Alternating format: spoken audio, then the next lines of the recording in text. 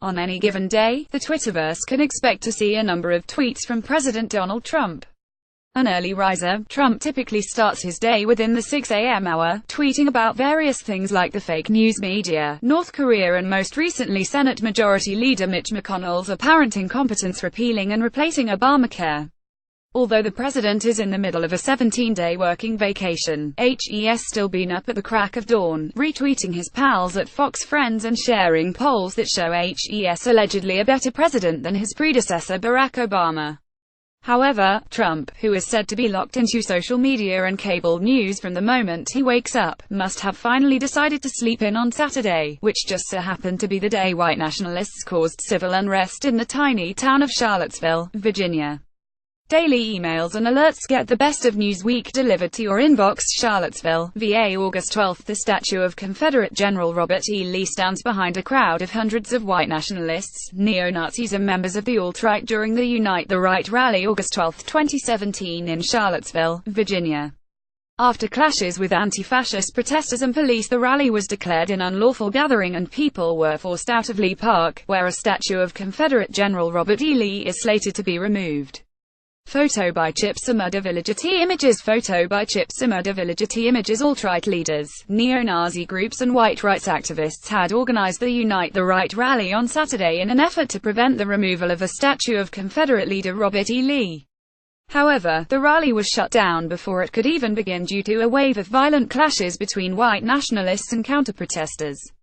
The event was supposed to kick off at noon, but by 11 a.m. the city declared a state of emergency after several were injured from fighting, including a University of Virginia police officer. 40 minutes later, Virginia Governor Terry McAuliffe made his own declaration, condemning the hateful rhetoric and violence.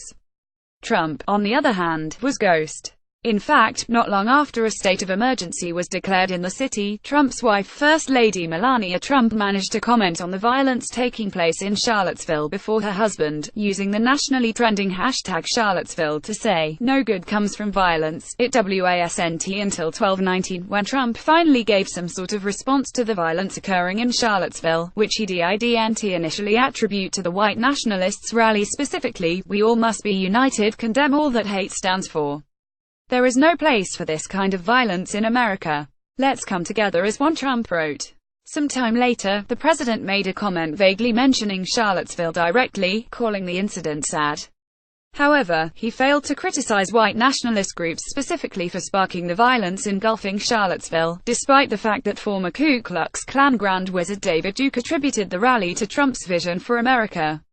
While speaking to reporters on Saturday morning, Duke, who has been a strong advocate of Trump since he first launched his campaign, said the rally was an effort to take our country back. "We are going to fulfill the promises of Donald Trump. That's what we believed in. That's why we voted for Donald Trump, because he said he's going to take our country back," he said. Trump has received vocal support from alt-right and white supremacist groups since announcing his campaign in 2015, and hate groups in America have grown exponentially following his campaign. A Southern Poverty Law Center report released in February regarding extremism in America found the number of hate groups in the nation increased in 2016 to 917 organizations compared to 892 in 2015. The report found anti-Muslim groups, in particular, had nearly tripled, increasing from 34 groups in 2015 to 101 in 2016.